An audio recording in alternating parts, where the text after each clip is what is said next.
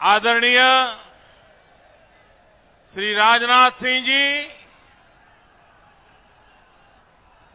हम सबके मार्गदर्शक, हमारे वरिष्ठ नेता आदरणीय डॉक्टर मुरली मनोहर जोशी जी,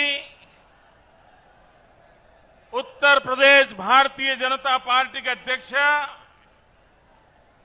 श्रीमान लक्ष्मीकांत वाजपेयी जी, श्रीमान कलराज जी, आदरणीय श्री कल्याण सिंह जी, श्रीमान ओम प्रकाश सिंह जी,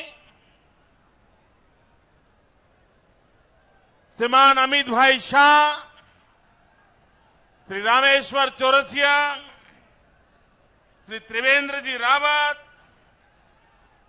श्रीमान लालजी टंडन जी, श्री केसरीनाथ त्रिपाठी जी, श्रीमान रमापति जी, श्रीमान सूर्य प्रताप जी, मंच पर विराजमान भारतीय जनता पार्टी के सभी वरिष्ठ महानुभाव और काशी क्षेत्र के कोने कोने से आए हुए इस विशाल जनसागर को मैं नमन करता हूं, आपका अभिवादन करता हूं।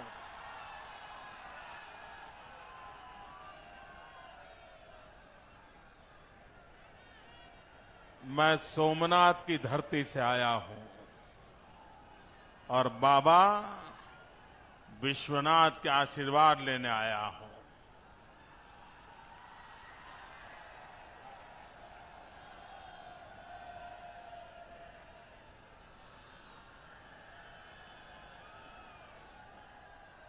भाइयों बहनों, हमारे देश में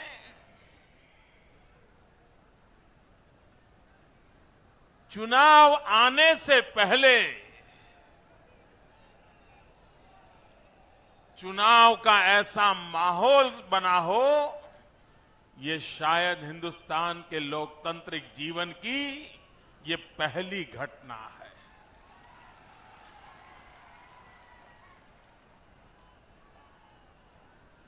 भाइयों बहनों, राजनीतिक दल चुनाव आते समय सक्रिय हो, ज्यादा सक्रिय हो, आरोप प्रत्यारोप हो, जनाधार बढ़ाने के प्रयास हो, ये तो होता है। लेकिन पहली बार हिंदुस्तान के कोने कोने में जनता जनार्दन दिल्ली की सरकार को उखाड़ फेंकने के लिए उतावली हो रही है, एग्रेसिव हो रही है। ऐसा और मैं देख रहा हूं भाइयों बहनों, 2014 का चुनाव कोई दल लड़ने वाला नहीं है। 2000 चुनाव का नेतृत्व कोई व्यक्ति करने वाला नहीं है। 2014 का चुनाव इस देश की जनता लड़ने वाली है, इस देश का हर एक मतदाता लड़ने वाला है।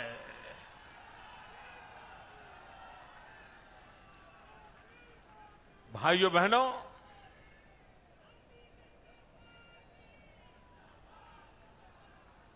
गंगा मैया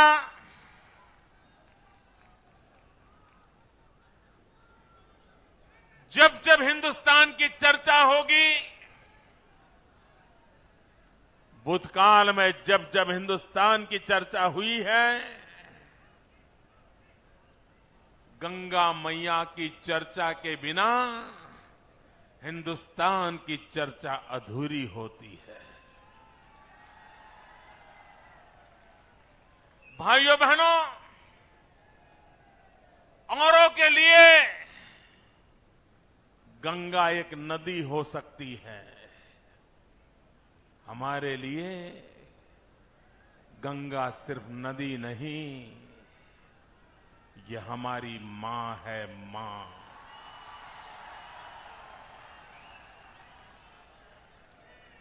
गंगा ये पानी की धारा नहीं है, गंगा ये हमारी संस्कृति की धारा है।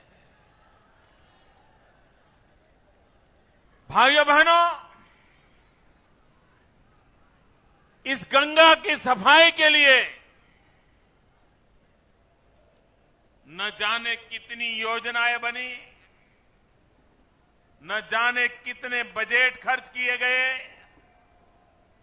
न जाने कितने कमिटियां बनाई गई, लेकिन पता नहीं चल रहा है कि गंगा के अंदर क्या ये रुपये भी बह जा रहे हैं क्या?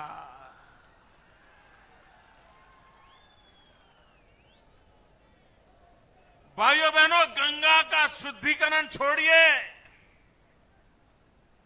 कम से कम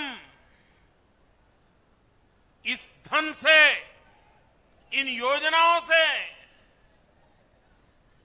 उसमें जो निरंतर गिरावट आ रही है उसको तो रोक पाते। लेकिन भाइयों बहनों, ये नहीं हुआ। यूपीए सरकार ने बड़े उत्साह उमंग के साथ गंगा शुद्धिकरण के लिए एक योजना बनाई, बहुत प्रचार किया, लोगों को भी लगने लगा अब कुछ होगा, भरोसा हुआ, उनको सत्ता पर भी बिठा दिया। लेकिन मेरे उत्तर प्रदेश के भाइयों बहनों, और आज गंगा मैया की इस पवित्र धरती से मैं देशवासियों को भी कहना चाहता हूं कि 5 साल में 3 मीटिंग करने के सिवाय ये दिल्ली में बैठी हुई सरकार ने कोई काम नहीं किया है।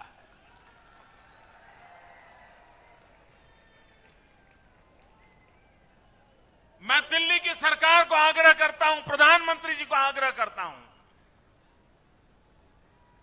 जरा देश के सामने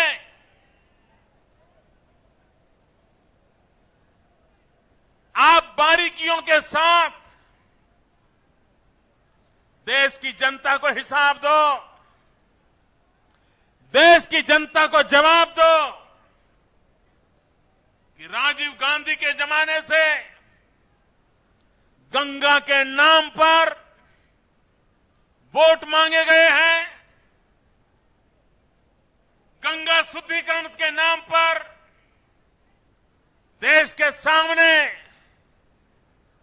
आपने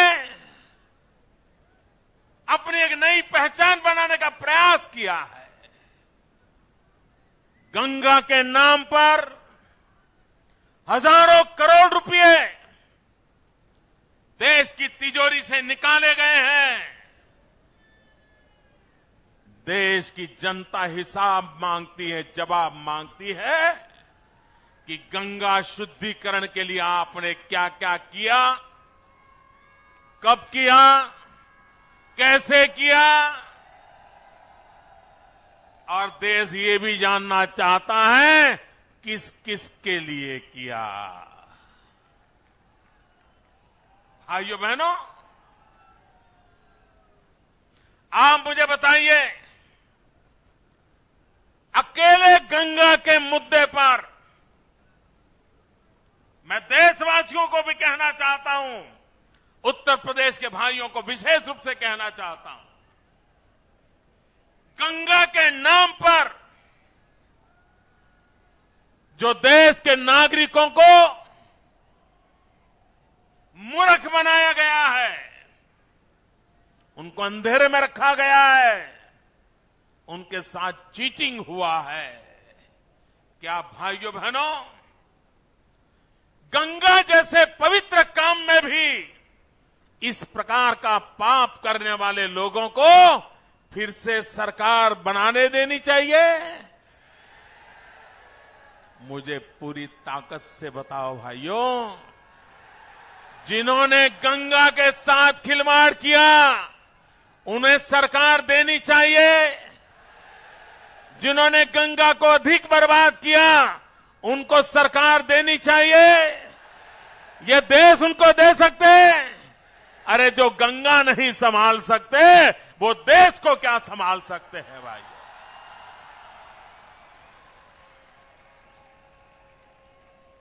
भाइयों बहनों, आप ये गलती मत करना कि गंगा अशुद्ध होने का कारण सिर्फ उत्तर प्रदेश में से जहां से गंगा बह रही है वो इलाका है। मित्रों, गंगा के शुद्धिकरण के लिए पहले दिल्ली को शुद्ध करना पड़ेगा, लखनऊ को शुद्ध करना पड़ेगा, तब जाकर के गंगा शुद्ध होगी। इन लोगों के रहते हुए, इन लोगों के बैठते हुए गंगा के शुद्धिकरण की कोई संभावना नहीं है। आजकल लोग मुझे सवाल पूछते हैं, विशेषकर से जो कांग्रेस को बचाने में लगे हुए हैं, किसी भी हालत में कांग्रेस बची रहे, कांग्रेस बचेगी तो उनकी दुकान चलती रहे। ये कांग्रेस के जो रक्षक है वो आजकल सवाल करते हैं कि मोदी जी ये तो बताओ आप क्या करेंगे? मुझे ऐसा पूछते हैं। कांग्रेस ने तो तबाह कर दिया, बर्बाद कर दिया, आप क्या करेंगे? ये सब पूछते हैं। मैं सिर्फ कहता नहीं हूं, करके दिखाता हूं।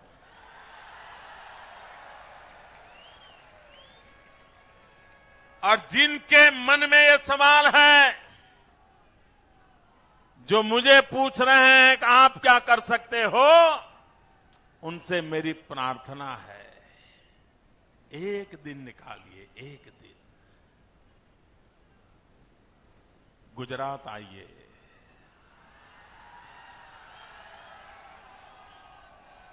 अहमदाबाद की धरती पर आइए, साबरमती के किनारे पर जाकर के खड़े रहिए। और आज से 10 साल पहले का साबरमती नदी का रूप एक गंदी नाली बन गई थी। महात्मा गांधी के साथ जो साबरमती की नदी का नाम जुड़ा था, साबरमती के संत ने कर दिया कमाल। हर गली मोहल्ले में साबरमती की बात होती थी। आजादी के आंदोलन के साथ साबरमती जुड़ी हुई थी, लेकिन वो साबरमती गंदी नाली के सिवा कुछ नहीं बचा था। आज जाकर के देखिए, शहर के बीचों बीच शुद्ध नर्मदा के जल से साबरमती नदी लबालब भरी है और साबरमती बह रही है। भाइयों बहनों, आपको भरोसा है? जरा पूरी ताकत से बताइए, आपको भरोसा है? अगर साबरमती शुद्ध हो सकती है तो गंगा शुद्ध हो सकती है। साबरमती का कल्याण हो सकता है तो गंगा का कल्याण हो सकता है। अगर साबरमती गुजरात का जीवन बदल सकती है तो गंगा हिंदुस्तान का जीवन बदल सकती है। भाइयों बहनों, हम खोखले वादे करने वाले लोग नहीं हैं। और उत्तर प्रदेश के मेरे भाइयों बहनों, मैं आपको विश्वास दिलाने आया हूं, हम वादे नहीं, इरादे लेकर के आए हैं, इरादे लेकर के आए।